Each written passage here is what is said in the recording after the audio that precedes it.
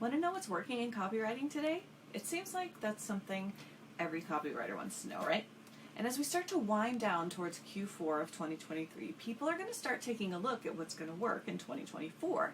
You're going to start seeing tons of videos and blogs and articles on strategies and tactics for the next year to come. And when it comes to marketing and the digital marketing landscape, things are always changing. Whether it's shifts in the economy or the markets or changes in social media platform algorithms, staying on top of what's working, what's not in marketing is super important for business owners that we write for. But if you're a freelance copywriter, I've got some great news for you.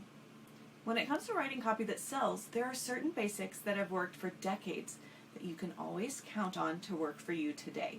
So let's talk about 5 copywriting tips that still work no matter what year it is.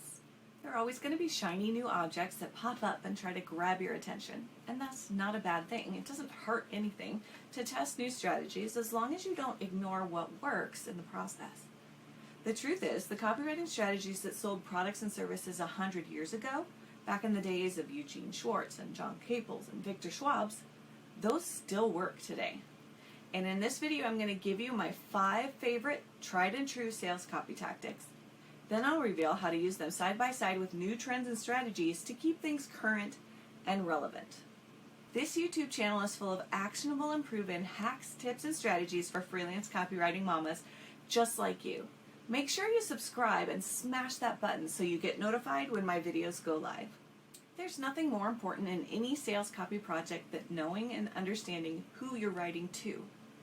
You may be writing for a client, but make no mistake about it, you're writing to someone else entirely, their target audience. That's why strategy number 1 is target market research. Before you write, you need to know your client's ideal clients and customers like the back of your hand, and it goes even deeper than demographics. Demographics are the bare facts of a person, things that can be observed from the outside. We're talking whether they're male or female, where they live, how much they make, what they do for a living, what they read, and how they spend their time. Those things are important, but they're not the most important. They're only a starting point for your target audience research. Even more important than demographics are their psychographics. Psychographics are the unseen qualities, beliefs, and ideals a person holds that are shaped and influenced by their upbringing, personality, and circumstances. To really dial in on the psychographics of a target audience, search for the answers to questions like, what problems are they struggling with? How does that make them feel?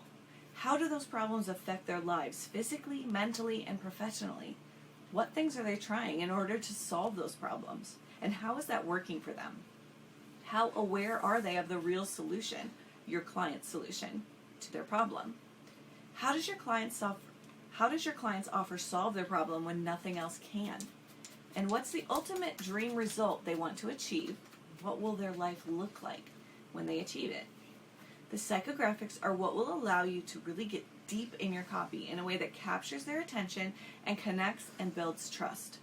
Nothing can replace that, and it will never go out of style. Strategy number 2, never underestimate the power of a good headline. Studies show that 80% of the people read the headline, but only 20% continue on to keep reading the rest of the copy. That means the headline is the most important part, because if it's weak, they'll never read the rest. You've got about 3 seconds to catch someone's attention and keep them reading. If the headline is meh, or it doesn't create some kind of emotional reaction, the reader will be gone before you can even blink. I probably spend more time proportionally on the headline than any other section of copy that I write. It's that important to get it right. So how do you make sure you get the headline right? Knowing your target audience is step number 1. But if you're new to writing headlines, here are 3 quick headline formulas that tend to work well. Number 1, the pain-based headline. A pain-based headline grabs the attention of the reader by agitating something negative they're currently experiencing or don't want to experience. For example, are you ready to escape the constant string of no's you're getting from prospective clients without spending every waking hour on social media? Headline formula number 2 is the results-based headline. The results-based headline hooks the reader in by describing the exact impact that they want. It's like a neon arrow for the right people because they desire it so much. For example, This super secret system helps copywriters land more clients in 5 days than they've landed in a month. And formula number 3 is the shock and awe headline. The shock and awe headline works by using a startling statement that evokes an emotion of some kind. For example, cold outreach is killing your chances of landing copywriting clients. When you write headlines, write more than one variation. You always want to have 3 or 4 in the wings to test. The only way to really know if a headline's going to work is to put it in front of the target audience and see what happens. You're going to want to have some in your back pocket, ready and waiting for that. So create some of the pain-based, results-based, and shock and awe to have available for testing. The next tip is creating personal connection with the readers. Look, we've all bought something on the recommendation of a friend, and that's the type of connection we want to create with our clients, customers, and clients. So one of the best things you can do as a sales copywriter is bring elements in that help you establish that connection. Let me tell you what I mean. So once upon a time, maybe 10 years ago, I was in an MLM. I sold Jamberry nail wraps. And it wasn't because I wanted to make money selling them. I just wanted the discount. But the reason why I did make money selling them was because the people who already knew, liked, and trusted me believed me when I said how cool they were, and they got excited about it and wanted them too. That's the kind of connection we want to be helping our clients create with their copy. So how do you do it? You tell stories. Stories are engaging. They help people put themselves in the action where they're at right now. And they show that your client is a real human, somebody with feelings and emotions. So help your client get authentic and vulnerable, tell stories that build trust and engagement, and watch as their conversions rise. Tip number 4 that will work no matter what year it is, clarity. Be clear. One of the biggest problems I see when somebody asks me to come in and take a look at their sales copy because it's not working is unfocused, mixed messaging. You want to lose people? Confuse people. My general rule of thumb is that each project should have only one clear call to action. Everything points to the one thing that you want the reader to do. And if it doesn't, leave it out. For example, if you're writing a piece of Facebook ad copy, don't ask the reader to watch the video, click the ad, and join the Facebook group, right? That's too many things. People can only handle one clear call of action at a time for best results. Otherwise, you're splitting your audience and cannibalizing the results that you can get. Strategy number 5 is mirror their experience. People feel connected when they know they're heard and understood, right? The best way to portray that in sales copy is by simply mirroring back what they're going through in the words that you write. So oftentimes this is created as a question. That creates momentum as they internally respond. If you can get the reader nodding along as they go, they're much more likely to click, opt in, or buy. So here's an example of what I mean. Let's say your client's selling a lip gloss that's shiny but not sticky. An effective way of mirroring the reader's experience would be asking them, are you sick of lip gloss that moonlights as a sticky trap for your hair? Anyone who's ever experienced that feeling can immediately relate. The person who can describe the pain that someone else is in best is the person that they will trust to provide the solution.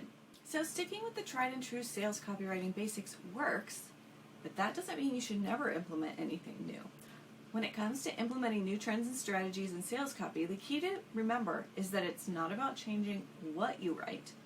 Instead, it's about altering when, where, and how that appears. So, when? Consider switching up at which point in the campaign you bring in certain pieces of information.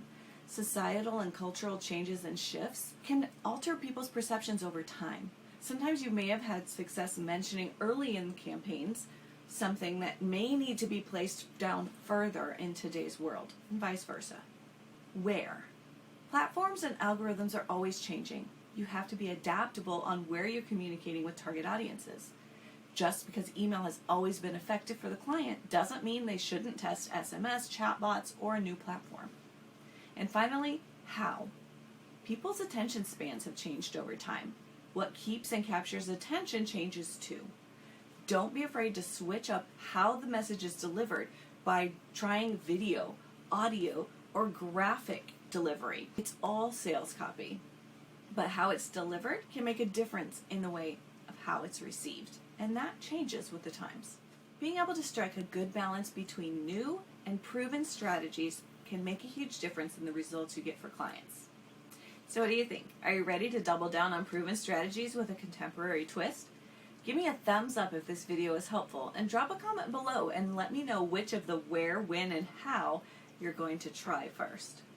And if you missed my video last week, I shared how to turn your words into dollars, Copywriting Biz Launch Part 1. Part 2 is coming next week, so make sure you check out the link in the video description below. And subscribe and follow this channel for more tips, strategies, and resources for freelance copywriting mamas. I'm Christa, living the mom, wife, copywriter life.